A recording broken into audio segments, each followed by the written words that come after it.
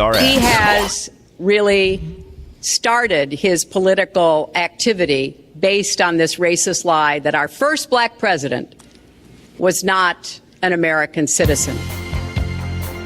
750, Big 550, KTRS. A lot of people say that's where Trump started losing and that she delivered a haymaker of sorts.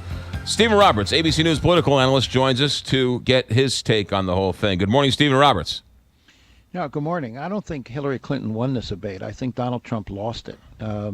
There was a good comment by a Democratic strategist in the Wall Street Journal this morning. He beat himself. And I think that's my biggest takeaway, McGraw. He had one main goal, to look presidential, to convince voters he had the temperament, the stature, the judgment, the cool, to earn their confidence in moments of crisis. And I think for a lot of voters, particularly female voters, he failed to do that. Do you think he lost his cool towards the end?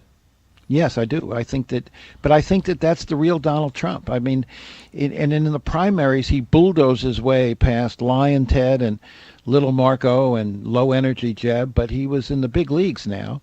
It was a very different dynamic with one candidate as opposed to 16. But also the more important question is, people are going to judge you differently by a different standard at the end of September than at the end of March. He's that much closer to the Oval Office. The polls show it's close. He has a real chance of being president. And so people are going to look at him a little more closely. And I think this is particularly true for college-educated female voters. This is a group that voted for Romney. Our latest polls at ABC showed they're 25% more likely to vote for Hillary. I think there are some women who looked at that debate last night, McGraw, and said, there have been men like that my whole life. Men who interrupt me, men who think they're smarter than me, men who don't take me seriously, men who think my looks are more important than what I think. And I think there is going to be a significant reaction in that voting group against Trump. Is it going to shake his core supporters? No.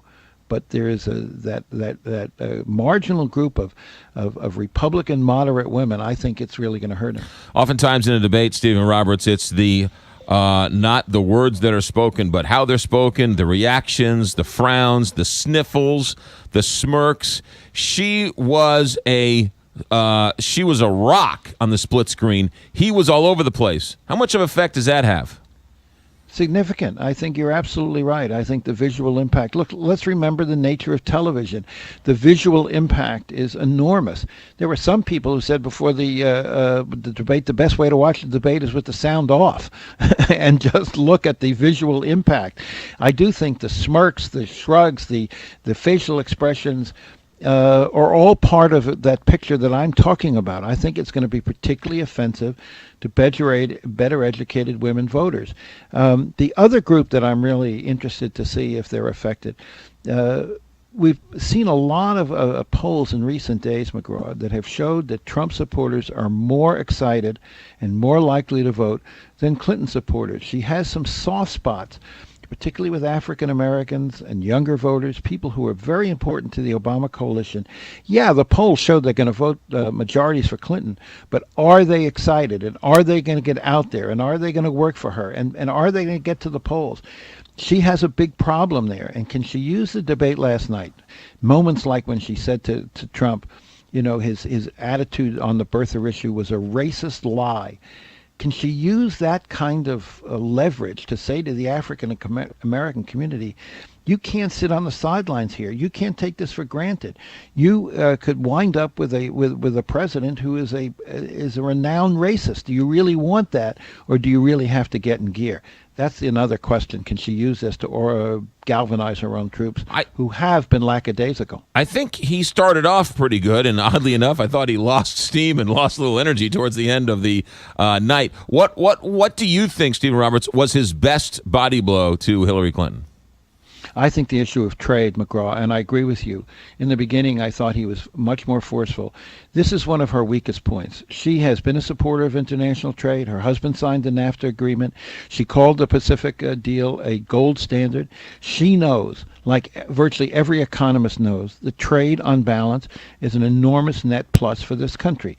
But politically, she got craven. Politically, she was absorbing a lot of attacks from Bernie Sanders on the trade issue, and she did flip-flop, and he was right to call her out on that. And I think that she does not have a very good answer on the trade issue, because the fact is she doesn't believe her own position.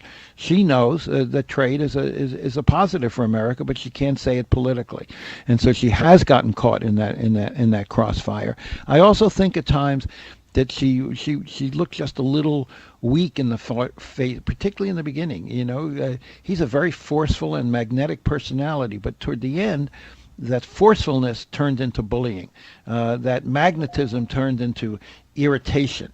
And that's when, by the end of the debate, I think she was able to find her footing. But there's no doubt toward the beginning. The other thing I would say is that when he keeps saying she's a typical politician, a political hack, been around for 30 years, she has experience, but it's bad experience, those are all effective arguments at a year when most Americans think the country's headed in the wrong direction and want change. That would be the other dimension that I thought he did well. I agree with both of that. I haven't read everything this morning, but I've read quite a bit, and we have all the monitors on here in the studio. What I can't believe is not getting more attention is his lack of answer when it came to the first strike capabilities with nuclear weapons. He failed completely on that answer, and no one's picking up on it this morning. Well, there's just simply no doubt that his grasp of foreign policy, military policy is very, very, very thin. There's a reason why virtually every Republican, I'm not talking Democrats, virtually every Republican who has served either of the last two Republican administrations, both Bush administrations, has come out in favor of Hillary Clinton. There is a widespread belief among Republicans, professionals, in the national security and intelligence field that Donald Trump would be a total disaster. So you're absolutely right that when you get into questions of alliances with NATO, the use of nuclear weapons, what would be the impact of some of his trade, his pugnacious trade attitudes toward China. The professionals in this field are almost universally appalled at his lack of understanding and knowledge of the implications of some of his policies. And as I say, that's Republicans, not Democrats. Stephen Roberts, ABC News political analyst, the best in the business. Thanks for spending time with us on a busy morning.